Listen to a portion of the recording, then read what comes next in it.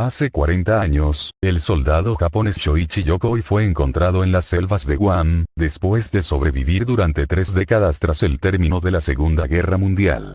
Japón lo recibió con los brazos abiertos, pero él nunca volvió a sentirse cómodo en la sociedad moderna. Temía que lo hicieran prisionero, lo que era la gran vergüenza para un soldado japonés y su familia en Japón, dice Atasin. Mientras se lo llevaban a través de la alta vegetación de la selva, Yokoi iba gritando que lo mataran ahí mismo. Utilizando las propias memorias de Yokoi, publicadas en japonés 2 años después de que lo descubrieran, así como el testimonio de quienes lo encontraron ese día, Atasin pasó años reconstruyendo la dramática historia de su tío. Su libro, La vida y la guerra de Yokoi en Guam, 1944-1972, fue publicado en inglés en 2009. Refugio subterráneo. La larga pesadilla de Yokoi había comenzado en julio de 1944, cuando las Fuerzas Armadas estadounidenses tomaron Guam como parte de su ofensiva contra los japoneses en el Pacífico. Los combates fueron intensos, con un alto número de víctimas en ambos lados.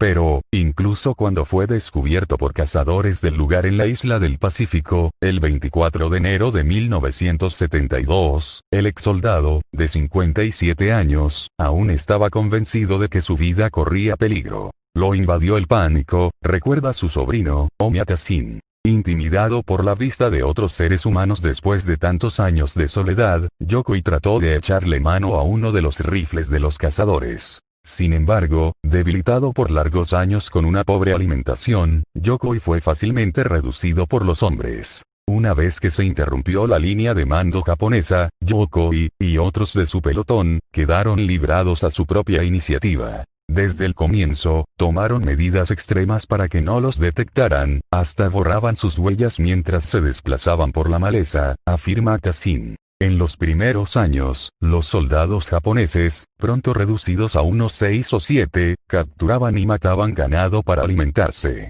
Por temor a que los detectaran las patrullas estadounidenses, al principio, y, después, los cazadores del lugar, poco a poco se fueron retirando hacia las profundidades de la selva. Comían sapos venenosos, anguilas de río y ratas. Yokoi fabricó una trampa con juncos para cazar anguilas. También se cavó un refugio subterráneo, sostenido por fuertes cañas de bambú. Era un hombre de muchos recursos, dice Atasin. El hecho de mantenerse ocupado le ayudaba también a no pensar demasiado en su situación desmedrada o en su familia en Japón. Regreso a Guam. Las memorias de Yokoi en lo que se refiere a su tiempo escondido revelan su desesperación y su empeño por no perder la esperanza, especialmente en los últimos 8 años, cuando se había quedado totalmente solo. Sus últimos 2 compañeros de aventura no habían conseguido sobrevivir a las inundaciones de 1964. En algún momento, al pensar en su anciana madre en Japón, escribe: "No tenía sentido causarme tanto dolor pensando en esas cosas". Y, a propósito de otra ocasión, cuando se encontraba desesperadamente enfermo en la jungla, dice: "No puedo morir aquí. No puedo dejarle mi cadáver al enemigo. Debo morir en el agujero que me he cavado. Hasta ahora he logrado sobrevivir, pero todo se vuelve nada ahora".